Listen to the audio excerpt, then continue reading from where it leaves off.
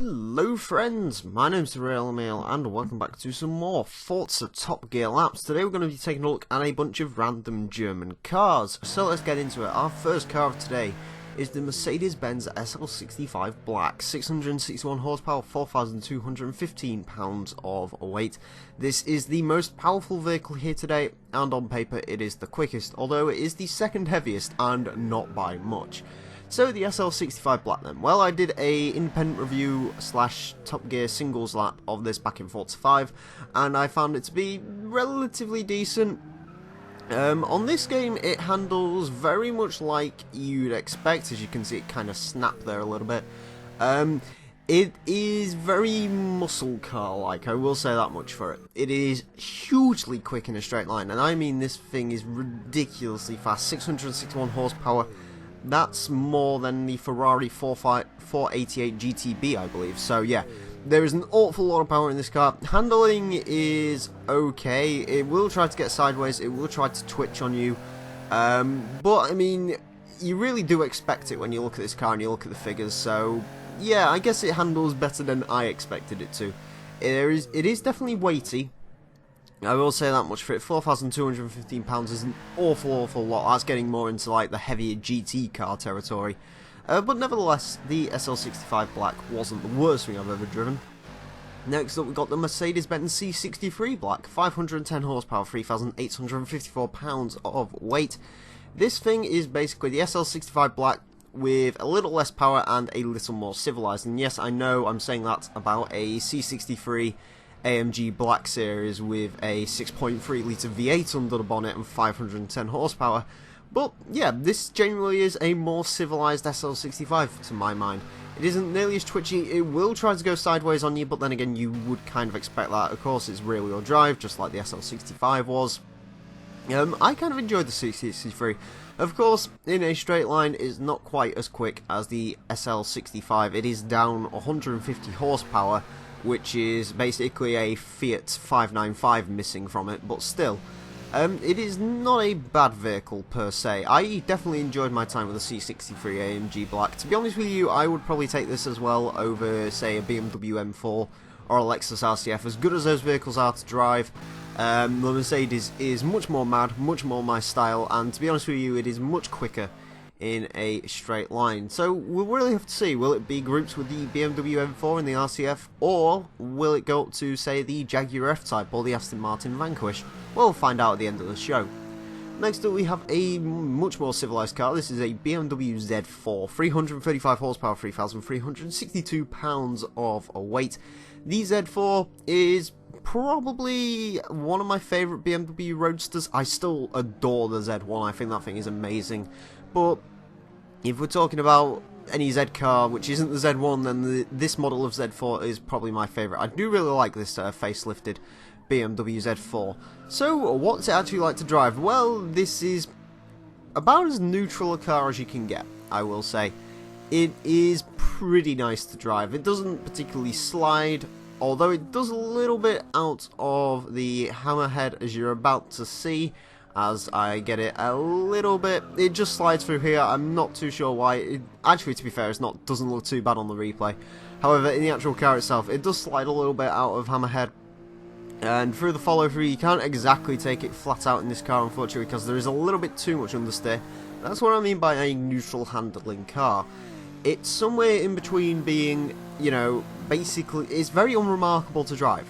You know, it isn't a fantastic to drive car, but it isn't bad by any stretch of your imagination. It's just sort of there, I guess. Also, I do get a little bit of a slide on through there, apparently. I don't remember that happening, but there you go.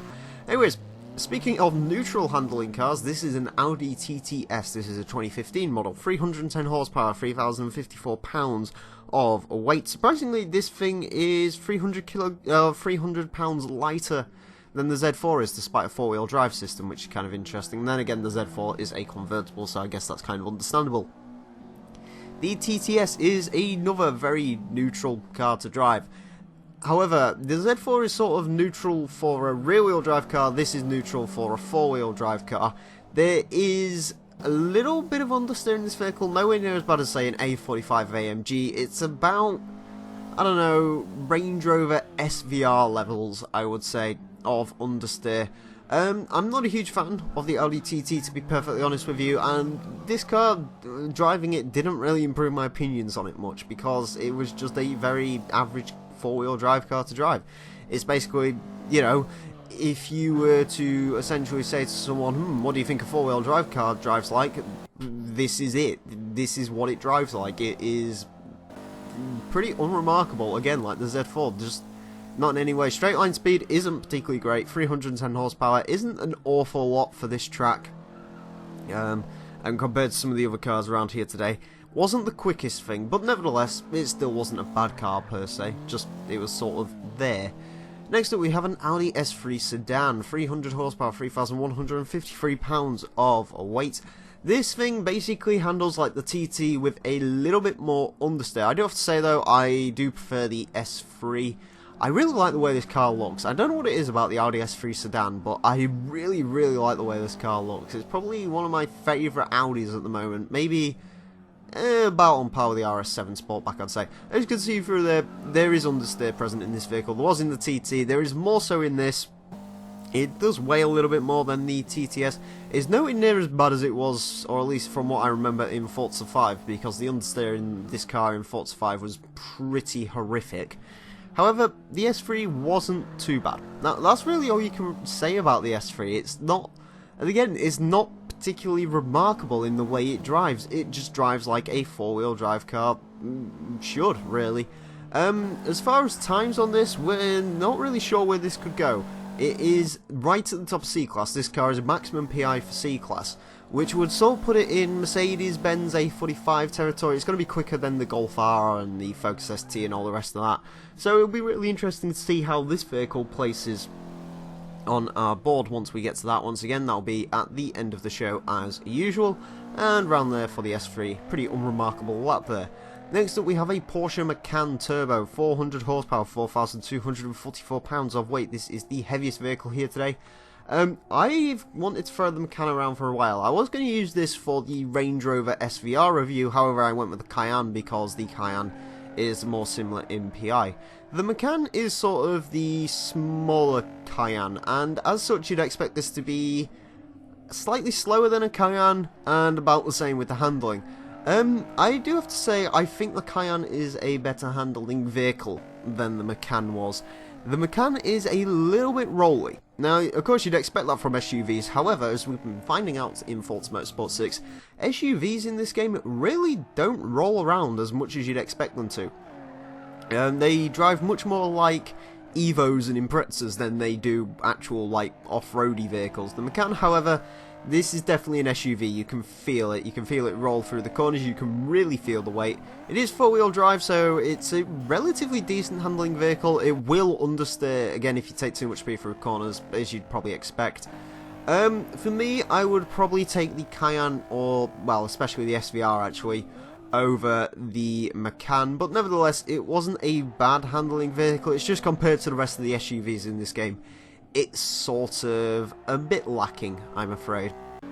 And finally today, we have a Volkswagen Corrado VR6, 178 horsepower, 2,734 pounds of weight. As you'd expect, this is the least powerful car here today. It is also the lightest vehicle here today, both by a relatively decent margin. So the VR6 Corrado then, this was called the Volkswagen's take on the Porsche 944. How does it drive? Well, it's front wheel drive, it's the only front wheel drive car here today. And it has a very open diff, as you'll probably see going through these corners. Just the amount of smoke that pours off the front tyres on this thing is pretty ridiculous.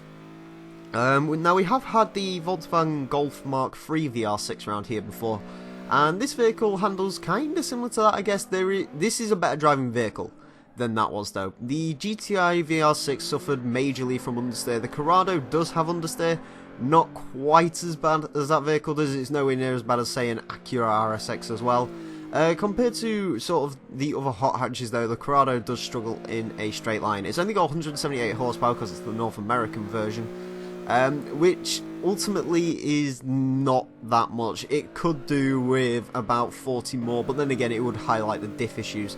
To be honest with you though, other than the issues with the differential and the kind of lack of power in the Corrado, wasn't a particularly bad handling vehicle by any stretch of the imagination. Relatively decent vehicle to drive actually. Stick a differential in it, stick some more power in it, and I'm sure you could have fun in the Corrado.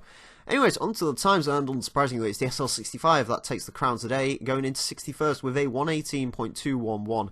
Beats out a Ford GT40, an SLS, an AMG GTS, a Lamborghini Diablo. Slightly slower than a Porsche 959, very quick time from that car. Next up, we have the C63 AMG Black in 88th with a 120.411. It goes a little bit quicker than a Lotus Esprit V8, a little bit quicker than a Tesla, slightly down on a Mercedes-Benz and an Aston Martin DBS, and indeed a Jaguar F-Type, sorry. God, I'm mixing this up now. BMW Z4, 122.668, puts it in 112th. It is slightly quicker than an Alpha 4C, surprisingly. It's actually quicker than a Lexus RCF as well. It's not too far off the BMW M4, believe it or not. The TTS goes into 123rd with a 123.778. Beats out an R34 Skyline, slightly slower than a 2015 Mustang. The S3 Sedan, however, isn't quite as far behind as you may expect, with a 124.211. Beats out Mitsubishi Eclipse Fast and Furious Edition and Audi RS4 Avant. That car's pretty damn quick. The Porsche Macan Turbo goes into 155th with a 126.151.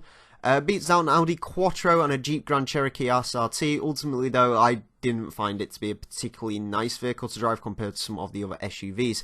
And finally today, the Corrado is down in 213th with a 132.204.